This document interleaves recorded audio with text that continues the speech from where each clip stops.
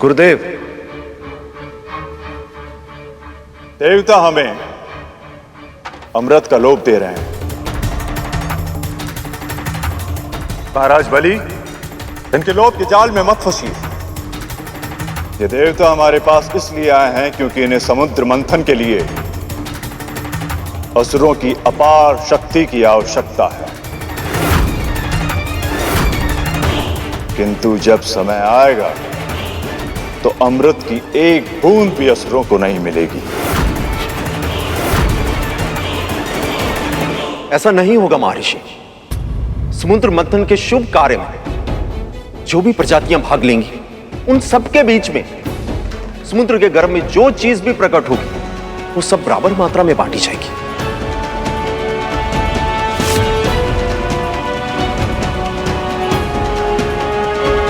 किंतु महाराज, असुरों को अमृत की क्या आवश्यकता है?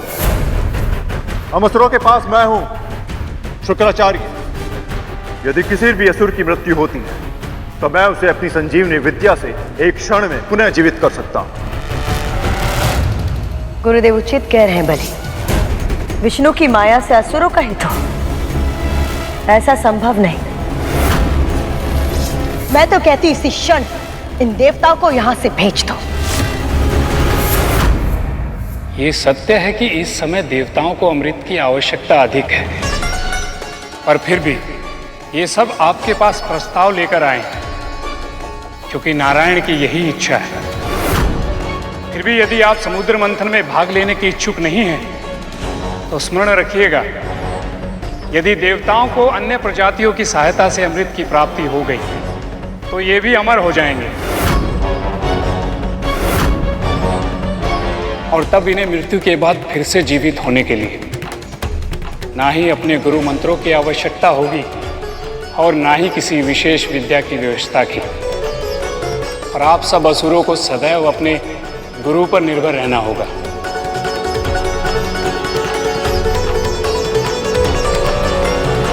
विचार कीजिए असुरराज, तब क्या होगा जब गुरु शुक्राचार्य आपके निकट नहीं होंगे, जब ये कहीं तपस्या के लिए दूर निकल जाएं और कोई पक्षी गजासुर और सिंह मुखम जैसे विकट असुरों को जीवित ही निकल जाए।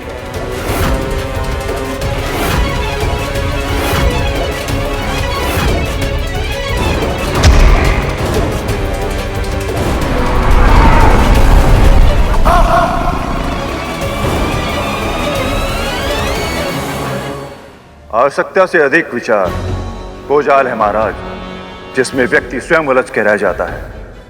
ये षड्यंत्र है, पहचानिए इसे। नारद मुनि संसार के सर्वश्रेष्ठ वक्ताओं में से एक हैं। इनके शब्दों के प्रभाव में मत आइए।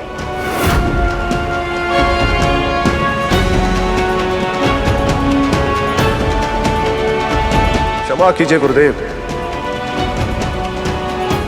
पर इनके शब्दों में केवल प्रभाव ही नहीं, अर्थ भी है, और उस अर्थ को मैं अच्छी तरह समझ पा रहा हूं। सारा अमृत देवताओं को मिल जाए, असुरों की सुरक्षा के लिए मैं ऐसा नहीं होने दे सकता।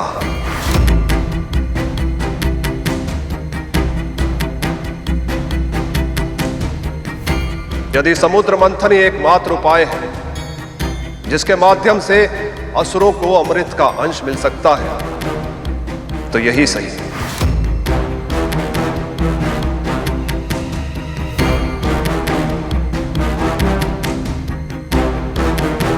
हम आपकी सहायता अवश्य करेंगे देवराज। हम असुर समुद्र मंथन में अवश्य भाग लेंगे। मैं असुराज बलि वचन देता हूं।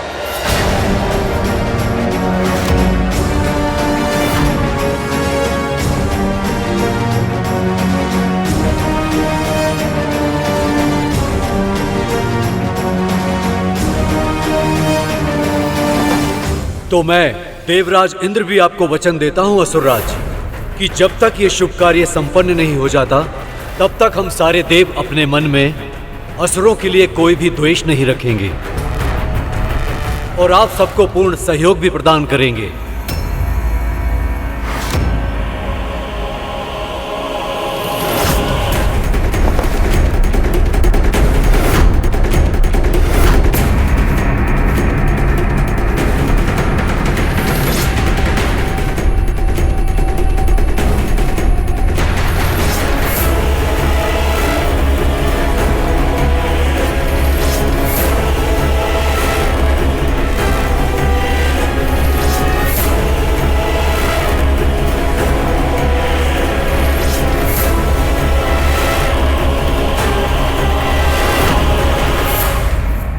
प्रभु, अब तो देवताओं और असुरों की संधि हो चुकी है।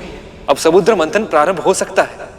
असुर सम्राट बलि ने शुक्राचार्य का सुझाव ना मानकर बहुत बड़ी भूल की है शेष। कैसी भूल प्रभु?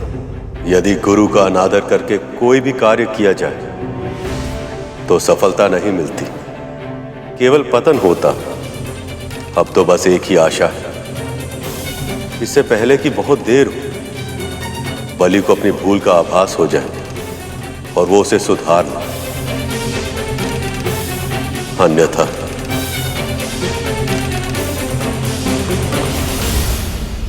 अभी तक तो माँ ने उस बुड्ढे को चाबुक मार मार कर भागने पर विवश कर दिया होगा। बुड्ढा तो इतना दुर्बल है कि चाबुक देखते ही भयभीत हो गया होगा। दंड तो विमाता विंता को मिल रहा होगा। चाबुक की मार की कल्पना कर तक तू सट सट सट।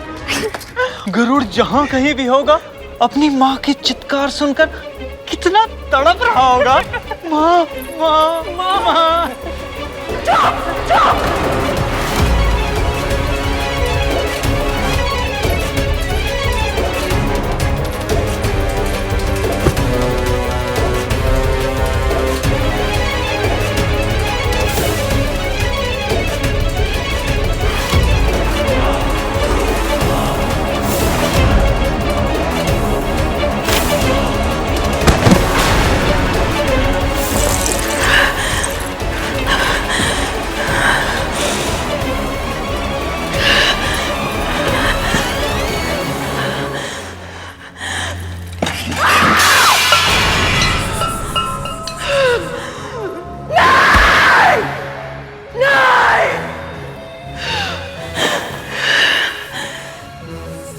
इतिहास को दोहराने नहीं दूंगी मैं। चिंता फिर से मुझे मूर्ख बना दे और मैं देखती रह जाऊं। नहीं, अब ऐसा नहीं होगा, बिल्कुल भी नहीं। भले ही तुमने मुझसे छुपाया है कि वो बूढ़ा कौन है, मैं जान कर रहूंगी क्या कर रहा है। प्रभु, अब जब संधि हो गई है तो आपकी योजना का अगला पड़ाव क्या होगा? गरुड़? गरुड़ कहाँ है? जी प्रभु, वो क्या छुपा रहे हो तुम शेष? क्षमा कीजिए प्रभु, मैंने उसे मना भी किया था, परंतु वो ठान चुका था। क्या करने से मना किया था शेष? और गरुड़ कहाँ है?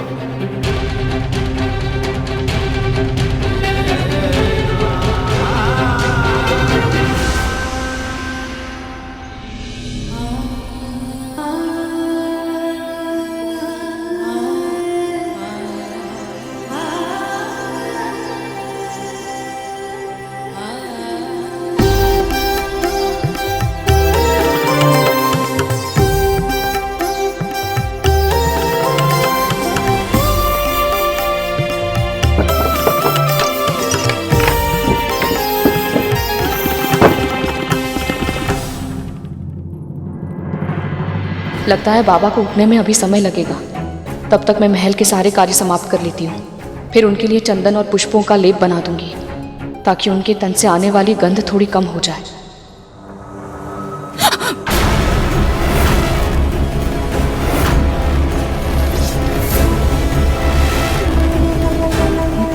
महारानी, आप इतनी शीघ्र उठ गई?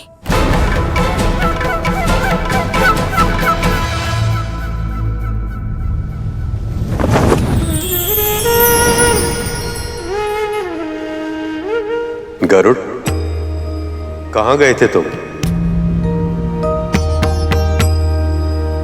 क्षमा कीजिए प्रभु, मैंने आपकी इच्छा के विपरीत कार्य किया है, परंतु मुझे करना पड़ा प्रभु।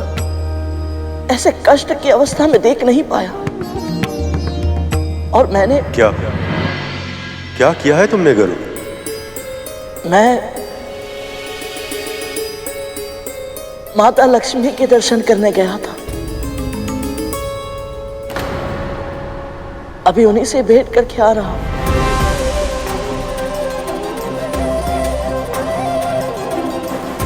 ये तुमने क्या किया गरुड़? क्यों तोड़े तुमने मेरे बनाए हुए नियम? क्यों गए तुम देवी लक्ष्मी से भेंट कर? क्या सोचा था तुमने कि ये सब सुनकर मुझे प्रसन्नता होगी? तुम्हें पता है कि विरह की सबसे अधिक पीड़ा कब होती? जब प्रिय और प्रेम एक दूसरे से दूर हो रहे हैं, तब नहीं। जब दोनों एक दूसरे से दूर रहने के लिए विवश हो, तब भी नहीं। विरह की पीड़ा असहनीय तब होती जब विरह की समय सीमा समाप्त होने के बाद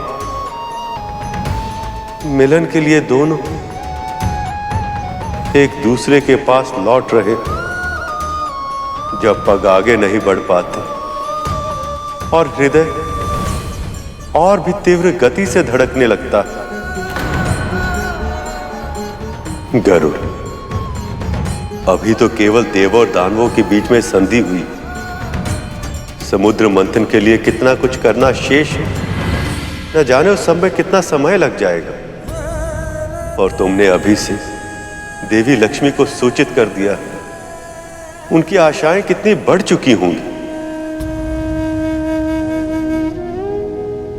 उन्होंने शीघ्र ही वैकुंठ लौटने का स्वप्न संजो लिया होगा। ऐसे में यदि किसी भी कारण से मैं अपने लक्ष्य में असफल रहा, तो इनका हृदय चकनाचूर हो जाएगा। तब मैं क्या करूंगा गरुड़? कैसे संभालूंगा मैं स्वयं को? तुम्हें आभास भी है तुमने कितनी बड़ी मूर्खता की है गरुड़। हाँ भैया, मैं जानता हूं मैंने बहुत बड़ी मूर्खता की है, पर यदि मेरी इस मूर्खता से मैंने अपने परम पिता का संदेश मां तक और मां का संदेश परम पिता तक पहुंचा पाया, मैं ये मूर्खता बार बार करूंगा। लक्ष्मी का संदेश?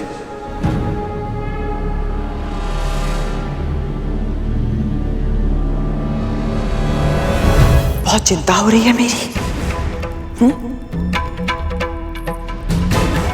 अधिक स्वांग करने की आवश्यकता नहीं है तुझे, सब जानती हूं मैं।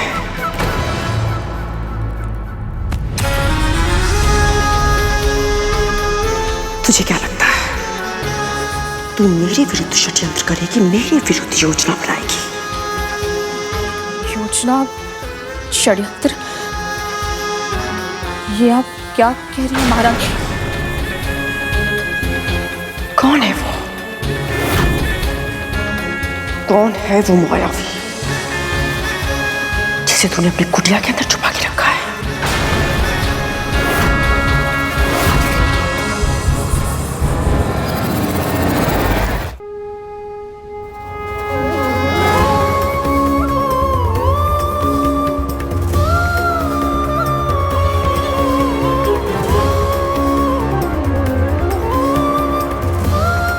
ये मां ने भेजी है आपके लिए।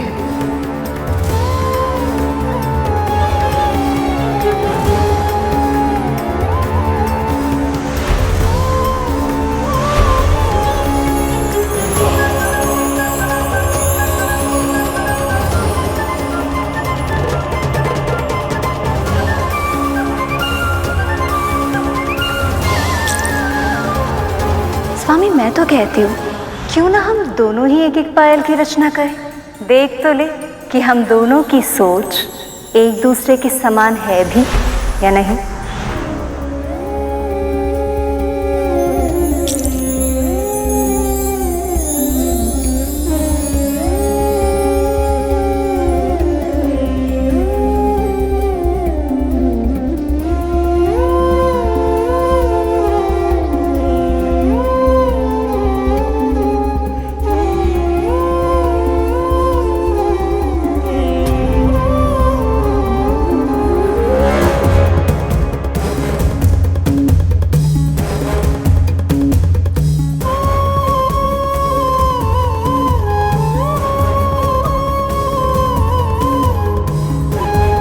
इस पायल को हृदय से लगाकर लग रहा है जैसे हमारे प्राण लौट आए हैं, स्वयं देवी लक्ष्मी लौट आई हैं।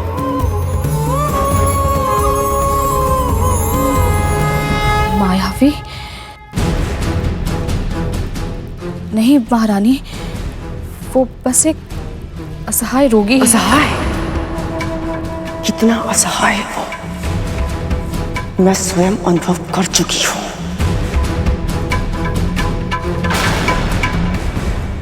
तूने साहस भी कैसे किया? मेरी बिना आज्ञा के तू एक मार्ग के भिक्षुक को मेरे महल के अंदर लाके बिठा देगी? इसीलिए उस दिन तू मुझे कथा सुना रही थी ना, क्योंकि तुझे झूठ बोलने क्या क्या मिल जाए। मुझे क्षमा कर दीजिए। तेरे दंड का निर्णय मैं बाद में लूंगी। इसी क्षण जा और उसे मेरे महल की परिधि से कम एक कोस दूर बाहर फेंक करो। मैं बाबा को लौट जाने के लिए कैसे कहूँ? कहाँ जाएंगे वो? अपना ध्यान कैसे रखेंगे? मैं ऐसा नहीं कर सकती महारानी।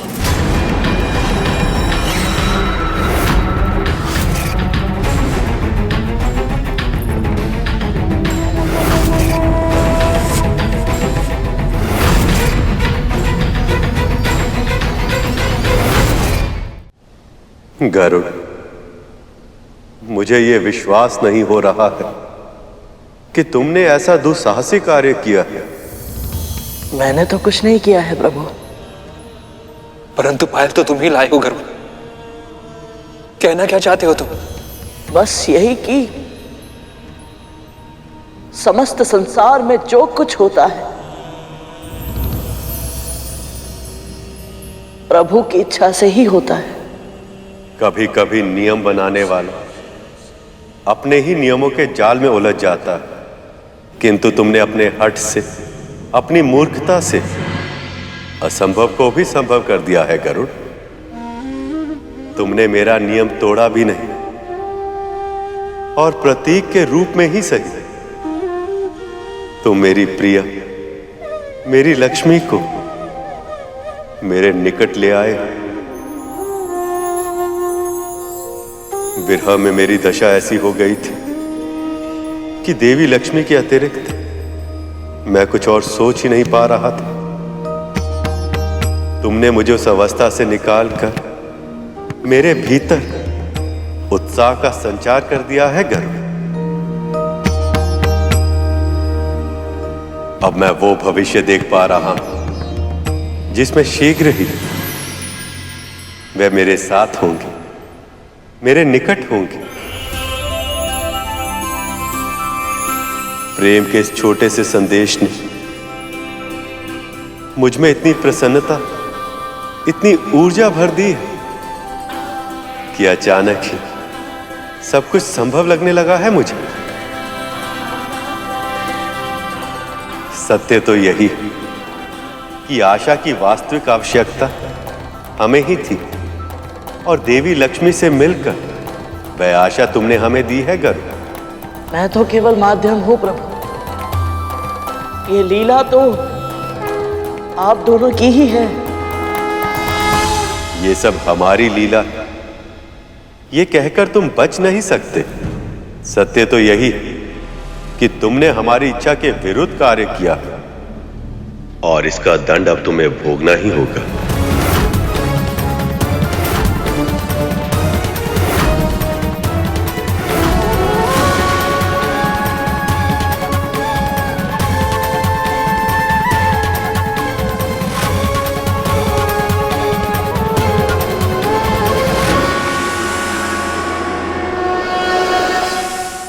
जब तक क्षीर सागर का मंथन पूरा नहीं हो जाता तब तक तुम्हें देवों और दानवों के साथ मिलकर इस कार्य को सफल बनाने में योगदान देना होगा। प्रभु, ये तो मेरे लिए सौभाग्य की बात होगी। नारायण नारायण।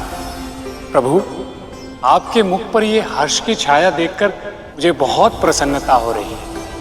पर ये केवल देवताओं और दानवों के संधि के कारण ही नहीं है, अवश्य ही इसके पीछे कुछ और भी कारण है। नारायण नारायण। आपने सत्य कहा देव ऋषि। मेरे हर्ष का मेरे मुख पर छाई हुई इस मुस्कुराहट का कारण है देवी लक्ष्मी द्वारा दिया गया यह स्मरण चिन्ह।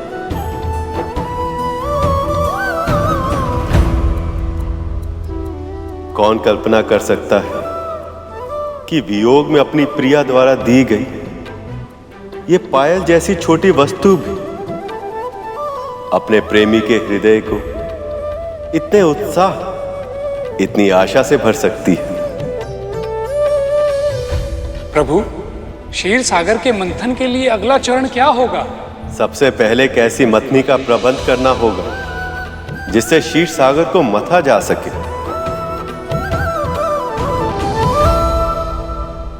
पर प्रभु, इस कार्य के लिए तो बहुत ही विशाल और शक्तिशाली मथनी की आवश्यकता होगी, परंतु ऐसी मथनी मिलेगी कहां?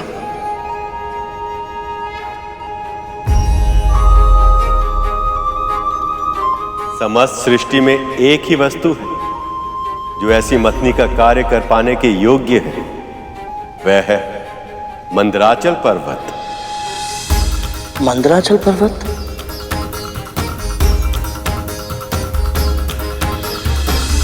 मंदराचल पर्वत बहुत ही विशाल है, साथ ही साथ सीधा, मोटा, गोलाकार और बहुत तेजवान भी है। क्षीर सागर को मथने के लिए इससे अच्छी मथनी मिलना असंभव है। तब तो हमें इसी क्षण उन्हें यहाँ ले आना चाहिए मुनिवर। जितनी शीघ्र मथनी का प्रबंध होगा उतनी ही शीघ्र मंथन प्रारंभ होगा। देव ऋषि, समुद्र मंथन के लिए देवों और दानवों दोनों को एक पूरा का पूरा पर्वत उठाना पड़ेगा, पर यह कार्य इतना आसान नहीं। इसलिए आप पूरे समय उनके साथ रहिएगा ताकि दोनों ही पक्षों में कोई भी संधि के नियमों का उल्लंघन ना कर पाए। वैसे भी शुक्राचार्य संधि से तनिक भी प्रसन्न नहीं है, इसलिए मैं नहीं चाहता कि मंथन पूरा होने से पहले उन्हें संधि तोड़ने का एक भी अवसर मिले। जो आज्ञा प्रभु। एक बात और नारद, आप गरुड़ को भी अपने साथ ले जाइए।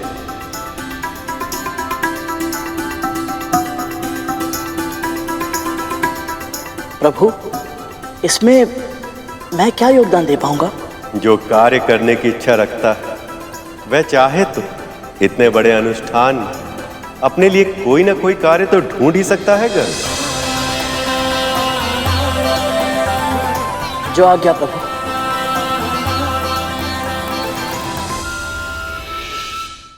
क्या कहा तूने? अतिथि देवो भवः,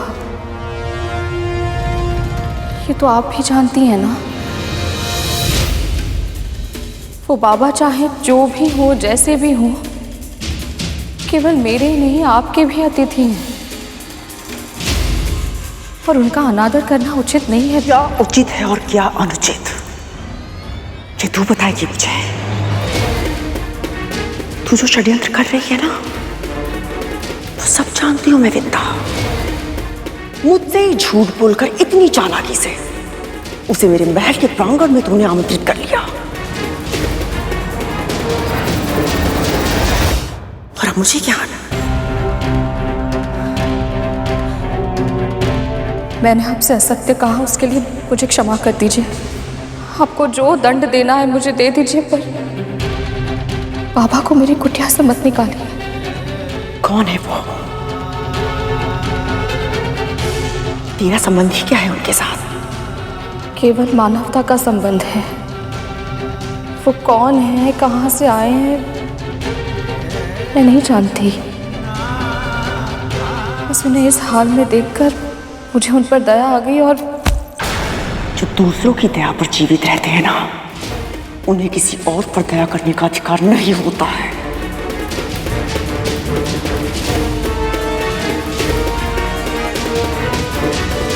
अदिति दीदी तेरे पुत्र को अपने साथ क्या लेकर गई? तू परेशानी भूल गई। दासी है तू मेरी।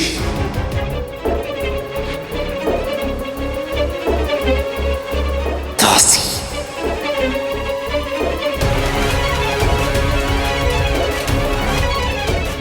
स्मरण है मुझे, और मेरे पुत्र को भी ये स्मरण है। पर उन बाबा को जाने के लिए नहीं कह सकती मैं।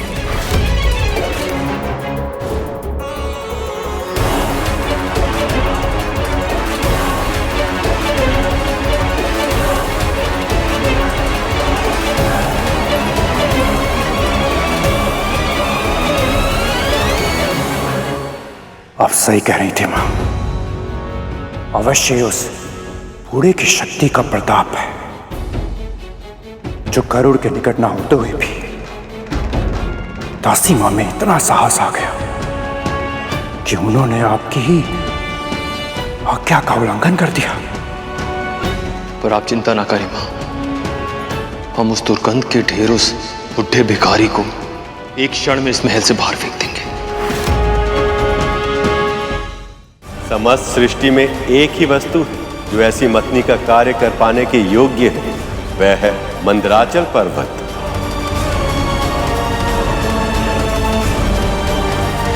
ये दास यहाँ पे क्या कर रहा है? यहाँ जो भी उपस्थित है प्रभु विष्णु की इच्छा से उपस्थित है, और उनकी इच्छा पर प्रश्न करने का अधिकार किसी को भी नहीं है। नारायण नारायण, लक्ष्य विराट और कठिन भी है, इसलिए हम सबको अपना ध्यान मंदराचल पर्वत पर केंद्रित करना चाहिए। मंदराचल, मैं असुरराज स्वर्गाधिपति बलि तेरा आवाहन करता हूं। प्रकट हो, प्रकट हो, प्रकट हो, प्रकट हो।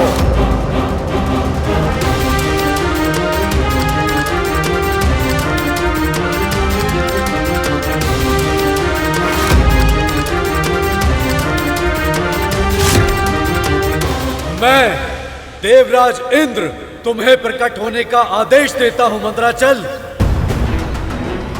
आदेश का अविलंब पालन हो, आदेश का अविलंब पालन हो, आदेश का अविलंब पालन हो।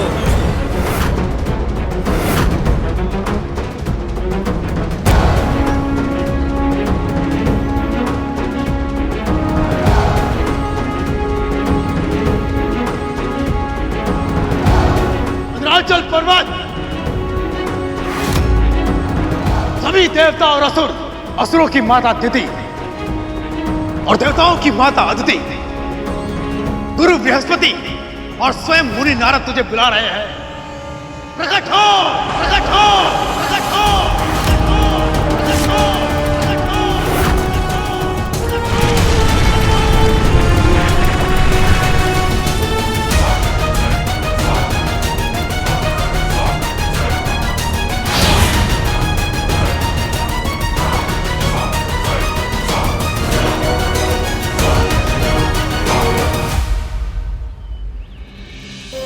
मेरा प्रणाम स्वीकार करें।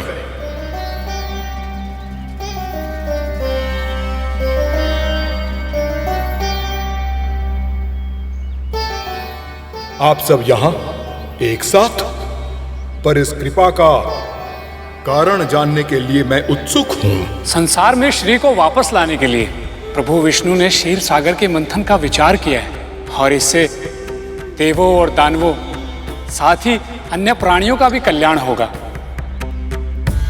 इस कार्य में हमें आपके सहयोग की आवश्यकता है मंदराचल। हम चाहते हैं कि आप वो मथनी बने जिसकी सहायता से इस विशाल सागर को मथा जा सके। सच कहूं तो प्रभु विष्णु की सेवा करना तो किसी का भी सौभाग्य होगा, और क्षीर सागर का मंथन करना तो अति दुर्लभ अवसर है, जो हम पर्वतों के लंबे जीवन काल में भी पहली बार आया है। परंतु मैं क्षमा चाहता हूं, मैं चाहकर भी आप सबकी सहायता नहीं कर सकता।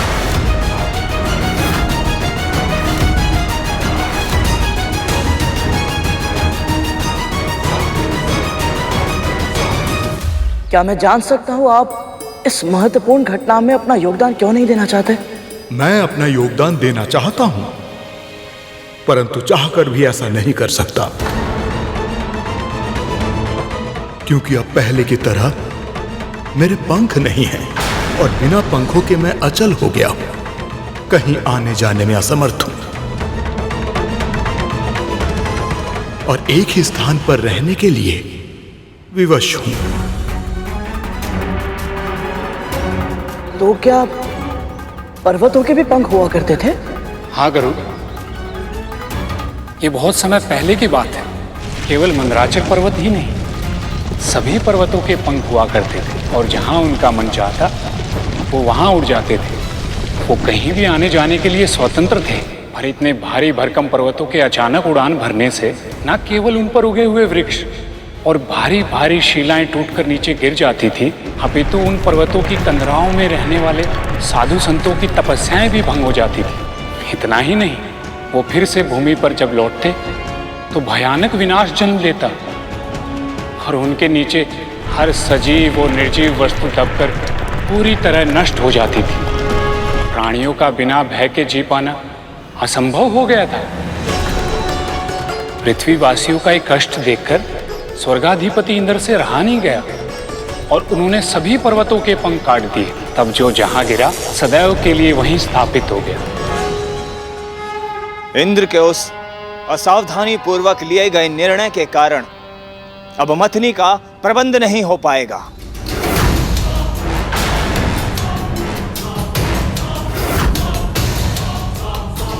और जिसके कारण ना ही समुद्र मंथन होगा और ना ही अमृत मिलेगा। देवराज ने वही किया जो उस समय उचित था। ना तो इसकी कल्पना की थी, ना ही भविष्यवाणी कि ऐसा समय भी आएगा जब इन्हें मथनी के रूप में किसी पर्वत की आवश्यकता पड़ेगी। जो व्यतीत हो चुका है वो अतीत है। हमें वर्तमान के बारे में सोचना चाहिए। जो समस्या हमारे सामने है उसके समाधान के बारे में सोचना चाहिए। गरुड़ ठीक कह रहा है पुत्र। हे मंदराचल पर्वत, क्या कोई उपाय है जिसकी सहायता से आपको क्षीरसागर तक ले जाया जा सके?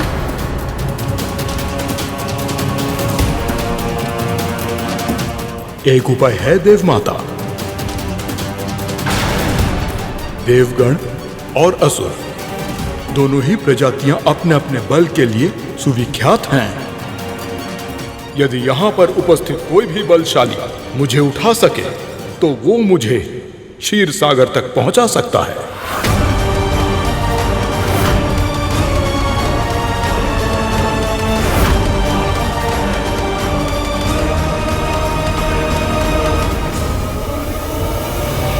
क्या ये संभव है प्रभु?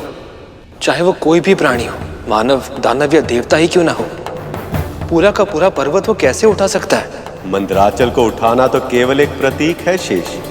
ऐसे कार्य का जो पहली दृष्टि में असंभव लगता है, किंतु प्राणी यदि आरंभ में ही ये सोच ले कि वह कार्य नहीं कर पाए तो वह कार्य कभी संपन्न नहीं हो सकता। किंतु यदि प्राणी अपने ऊपर और परमपिता परमेश्वर अर्थात मुझ पर विश्वास बनाए रखे तो पर्वतों को वह सहज ही उठा सकता है। ये शक्ति की परीक्षा नहीं, भक्ति की परीक्षा है शेष। अद्भुत प्रभु, अद्भुत है आपकी लीला। अब तो मैं ये जानने के लिए और भी आतुर हो गया कि आगे क्या होगा। असंभव है, अवश्य ही विष्णु का षड्यंत्र है।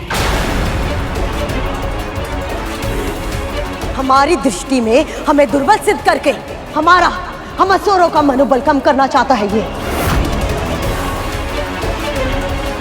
प्रभु विष्णु तो मां लक्ष्मी के वियोग में वैसे ही व्याकुल है, भला वो ऐसा कैसे कर सकते हैं? सभी को कोई ना कोई कार्य असंभव लगता है और वो तब तक असंभव होता है जब तक कोई और उसे कर ना ले। मुझे विश्वास है महाराजा बलि मुझसे सहमत होंगे, क्योंकि कुछ ही समय पहले तक लगता था कि मृत प्राणियों को जीवित करना असंभव है, और फिर गुरु शुक्राचार्य ने संजीवनी विद्या की सिद्धि प्राप्त कर ली और सब कुछ बदल गया। नारद मुनि सही कह रहे मां।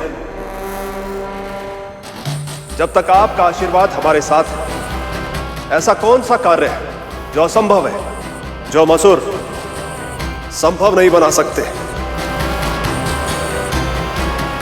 यदि असुर नहीं कर पाए तो हम देवता अवश्य कर लेंगे।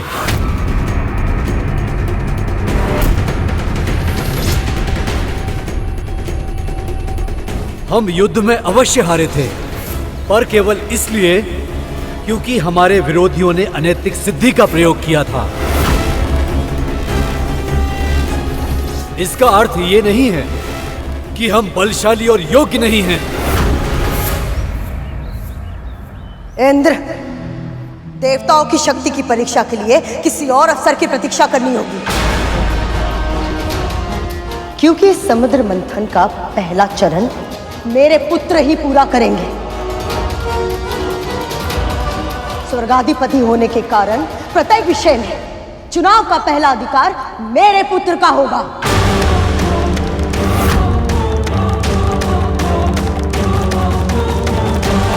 इतना बड़ा लक्ष्य सामने है, पर उस पर ध्यान केंद्रित करने के स्थान पर ये सब आपस में झगड़ा क्यों कर रहे हैं? अवश्य।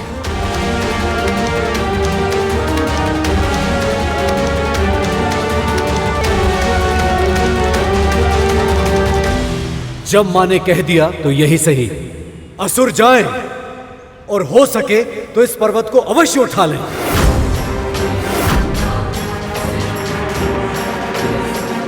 देवता जानते हैं कि यह धर्म का कार्य है, प्रभु विष्णु के लिए बहुत आवश्यक है ये, तो फिर ये ऐसी मनोकामना क्यों कर रहे हैं कि असुर असफल हो जाए? आशीर्वाद दीजिए बाबा। सफल।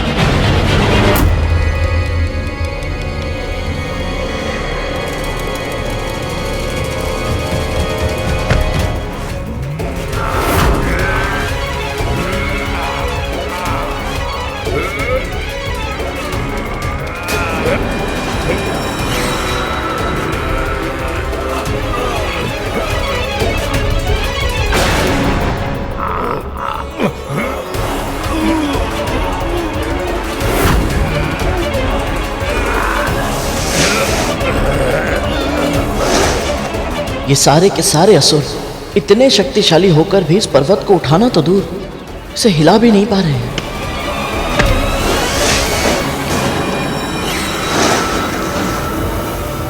जब थक जाएं तो बता दीजिएगा असुरराज, हम स्वयं उठा लेंगे इस पर्वत को।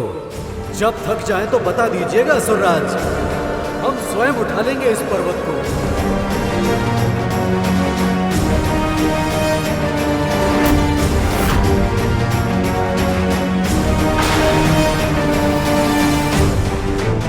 ये इंद्रदेव क्या कर रहे हैं? कटु वचन कहकर असुरों को क्रोधित कर रहे हैं।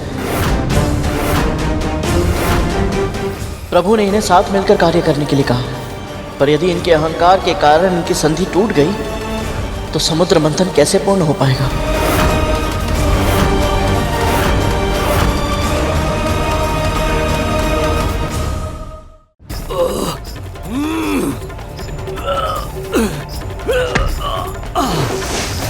जब थक जाए तो बता दीजिएगा असुरराज, हम स्वयं उठा लेंगे इस पर्वत को।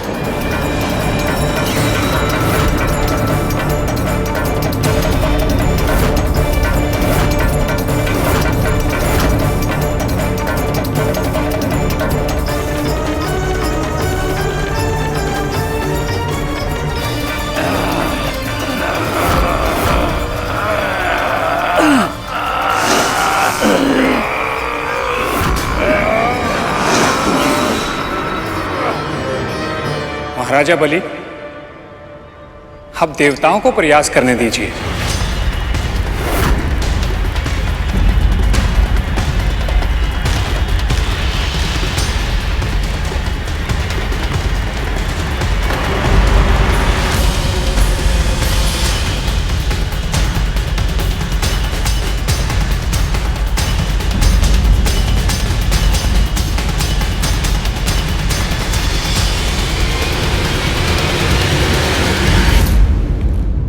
मां, आशीर्वाद दीजिए।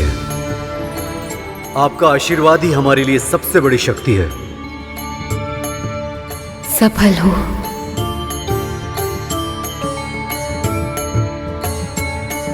आशीर्वाद दीजिए गुरुदेव। सफल रहो। नारायण नारायण।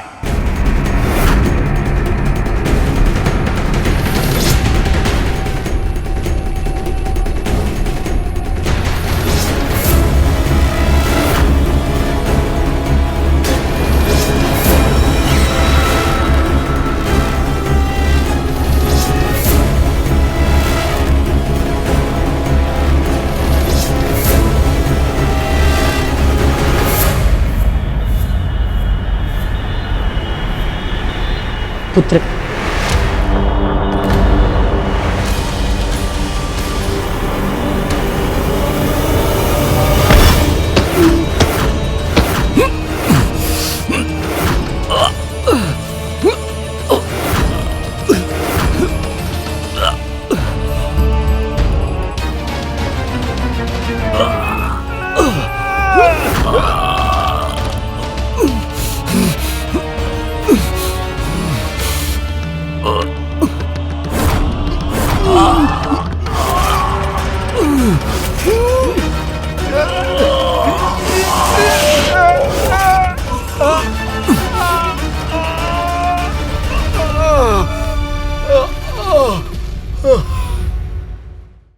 देवताओं, अपने बल का अंतिम कण भी झोंक दो। चलो।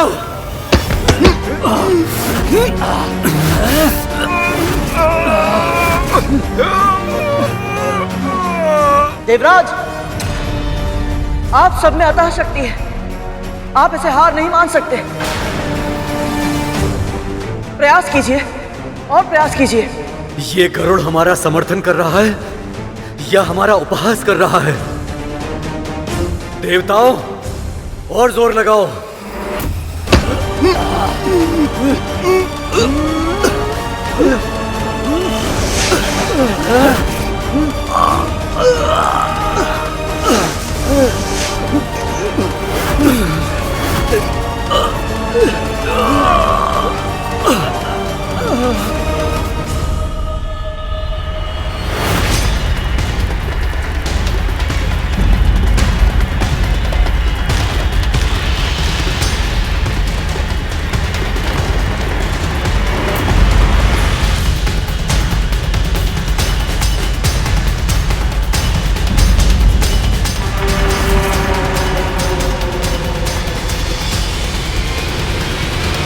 क्या हुआ देवराज इंद्र? डींगे मारना बहुत सरल है इंद्र, परंतु अपने लक्ष्य को प्राप्त करना बहुत कठिन है। क्या हुआ इंद्रदेव, चुप क्यों हो? जीभ काट बन गई। बजरंग, अपनी जीवा। नारायण नारायण, ये समय युद्ध करने का नहीं है। देवराज, असुरराज, आप दोनों को आभास भी है, ना तो आपको अमृत मिलेगा और ना ही माँ लक्ष्मी इस संसार में वापस लौट कर आ पाएंगे।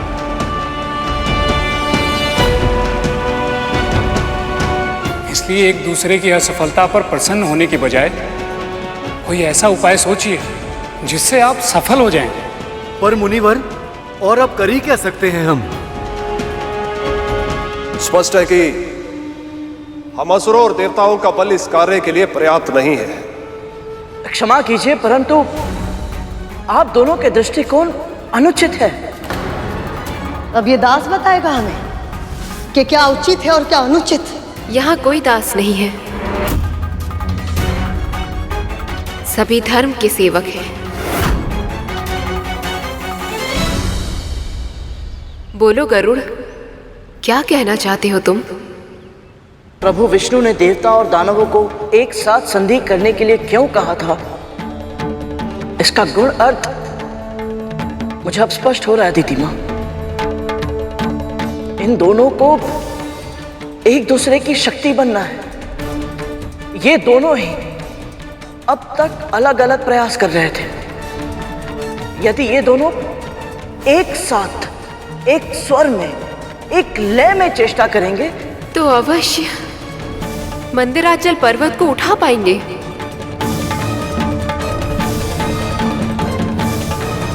पुत्र, तुम्हारा सुझाव बहुत ही उत्तम है। अद्भुत गरुड़, अद्भुत। नारायण नारायण। भले,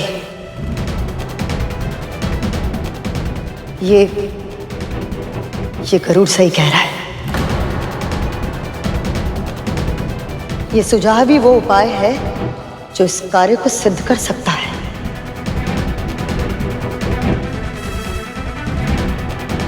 तैयार हैं असुरराज?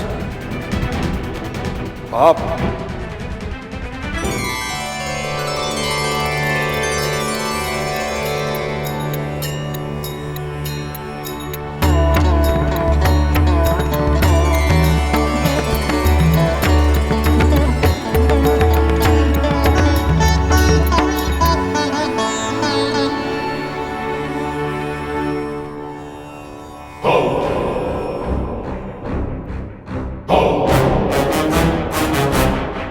देख रहे हो भैया, सूरज उगे 1 पहर हो गया, ये बुढ़ा अभी तक सो रहा है।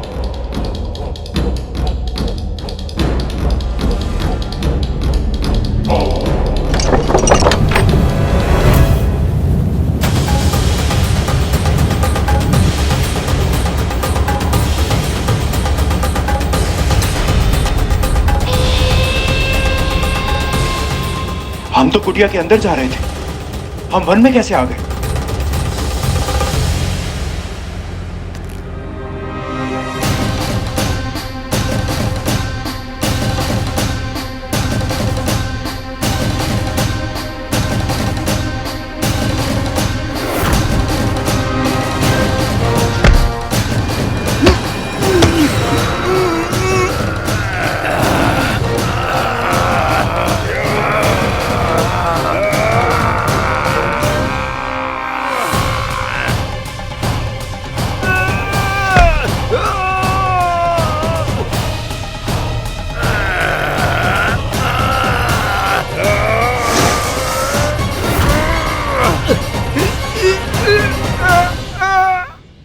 ये कैसे संभव है? हम यहाँ कैसे पहुंच गए? भैया, ये अवश्य उस बुढ़े की माया है। माया हो या दृष्टि भ्रम, चाहे कुछ भी हो, मैं उसे इस महल से बाहर निकाल के रहूंगा।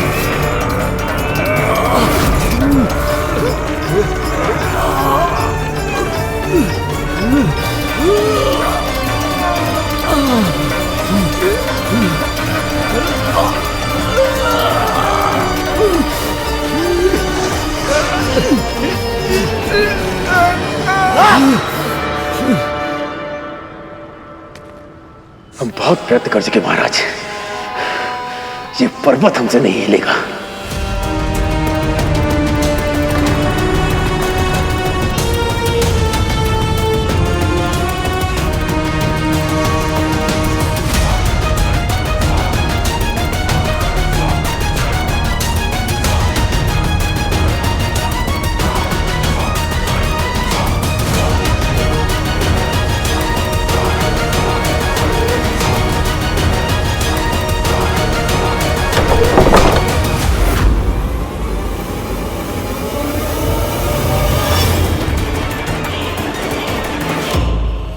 क्या हुआ?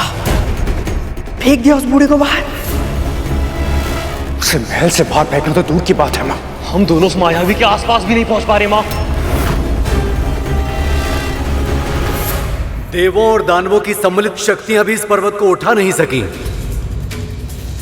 इतना अभिमान, इतनी स्वच्छंदता, जो समुद्र मंथन जैसे शुभ कार्य में सहयोग ना दे, उसका अस्तित्व होने का लाभ ही क्या है?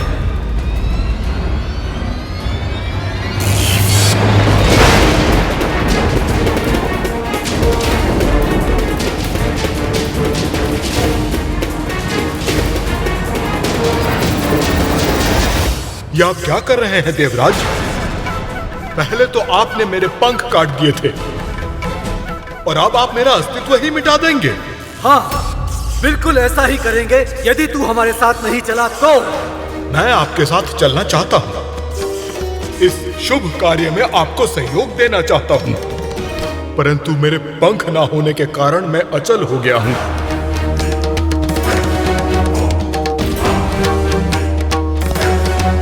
आप ये कार्य स्वयं नहीं कर पा रहे हैं, तो इसका दंड आप मुझे देना चाहते हैं?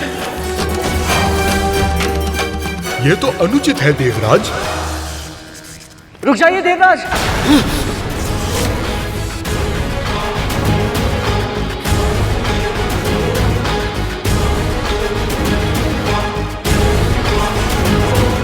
यदि आप क्रोध में आकर पर्वत को ही काट देंगे तो हमें मथनी कहां से मिलेगी?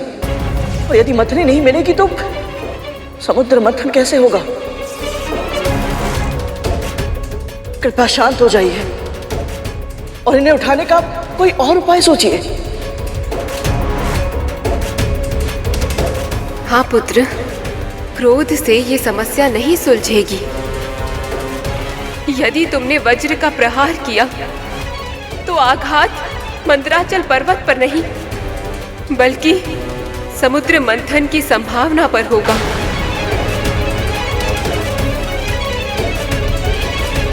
इसीलिए धैर्य का परिचय दो पुत्र।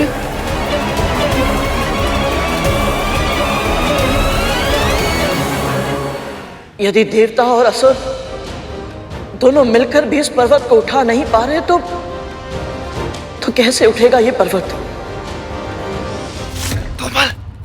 तुमल, हाँ तो तुम भी वही सोच रहे हो जो मैं सोच रहा हूँ। कम से कम हम उस बुड्ढे के पास पहुंचने में सफल तो हुए थे। अब हमें ही कोई मार्ग खोजना होगा इन्हें उस बुड्ढे से छुटकारा दिलाने का, ताकि माँ हमसे फिर से प्रसन्न हो जाए। हाँ, वैसे भी हम जब से गरुड़ के साथ गए हैं ना, माँ हमसे रुष्ट रहती है। इस अवसर का लाभ उठाना होगा हमें। अब देखो प्रभु, कालिया और तक्षक के असफल होने का कारण मैं समझ सकता हूँ। उनके हृदय में एक वृद्ध के प्रति दुर्भावना है, उन्हें हानि पहुंचाना चाहते हैं वो।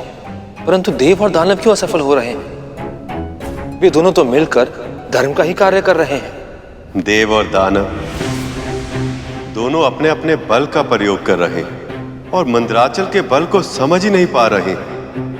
जो उनकी दृष्टि के सामने दोनों में अहंकार अपने चरम पर है और यही अहंकार मंदराचल पर इनकी विजय के मार्ग में पर्वत बनकर खड़ा हो गया।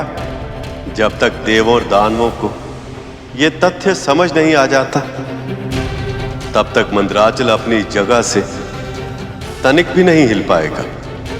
तो प्रभु, इनको यह तथ्य समझाएगा कौन? आप सब ऐसे हार नहीं मान सकते। यदि आपने आशा त्याग दी तो मथनी नहीं मिलेगी, और यदि मथनी नहीं मिली तो मंथन नहीं होगा। और यदि मंथन नहीं हुआ तो प्रभु विष्णु और माता लक्ष्मी सदैव सदैव के लिए विरह की अग्नि में जलते रहेंगे। वो कभी एक नहीं हो पाएंगे।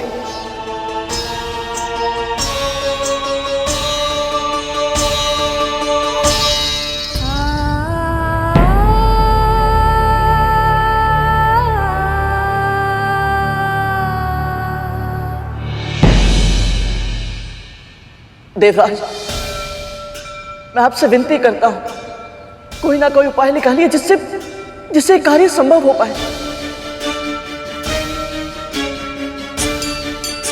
महाराज बलि, आप में केवल बल ही नहीं बल्कि मायावी शक्ति भी है। कोई मार्ग निकालिए, मैं आपसे विनती करता हूं महाराज बलि।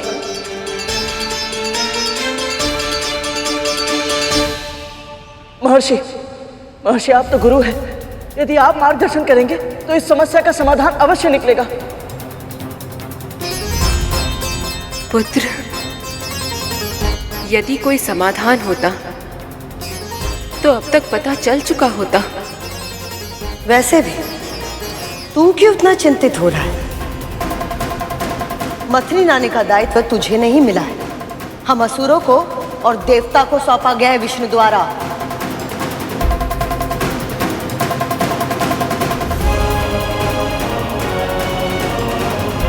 हाँ देवी माँ, आप सही कह रही हैं। यह दायित्व तो मेरे बड़े भाइयों को सौंपा गया था, परंतु इस पूरी प्रक्रिया की एक छोटी सी कड़ी मैं भी तो हूँ। हो सकता है मेरा दायित्व यही है कि मैं अपने बड़े भाइयों को प्रेरणा दूं। मुझसे प्रेरणा देना सरल है पक्षी, स्वयं चेष्टा करके देखोगे तो पता चलेगा। इस पर्वत को हिलाना संभव है या नहीं।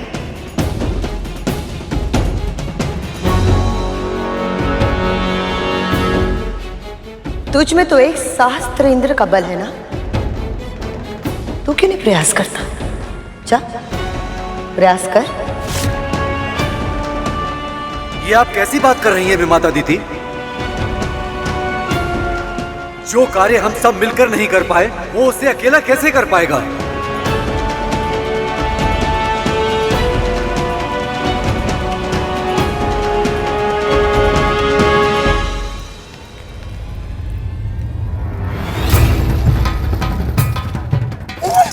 देख रहा है तू? बड़ा दुस्साहसी है बुड्ढा, पूजा के स्थान पर अपने पांव करके सो रहा है। भगवान श्री नारायण का इतना घोर अपमान। तू अभी जा और उसके दोनों पांव खींचकर इसे अभी उठा दे। नहीं, मेरा जाना उचित नहीं होगा। मैं काम करता हूँ, मैं दृष्टि रखता हूँ। तू जा और इसकी दृष्टता का दंड दे इसे। जा विजय बाबू। मैं जाना तो चाहता हूँ, यदि मेरा हाल भी काली और तक्षक भैया जैसा हुआ तो नहीं, मैं नहीं जाऊंगा। तू जा। सच पूछो तो मैं भी यही बात सोचकर भयभीत हूँ। एक कार्य करते तब तो दोनों एक साथ चलते हैं। चल।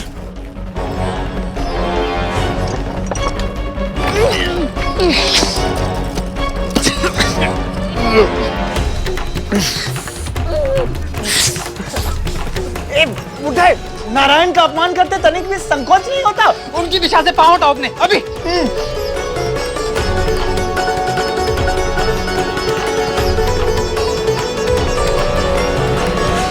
नहीं,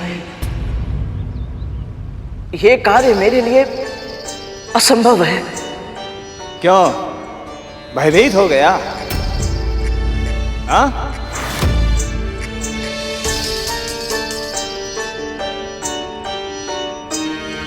बात भय की नहीं है, परंतु सत्य से मुंह भी तो नहीं मोड़ा जा सकता। मेरी समस्त शक्ति मिलकर भी इस विशाल पर्वत के एक कण को हिला नहीं सकती। यदि मुझ में सामर्थ्य होता तो मैं प्रयास अवश्य करता, परंतु मुझे नहीं लगता कि मैं इतना शक्तिशाली हूं कि इनकी शक्ति को चुनौती दे सकूं।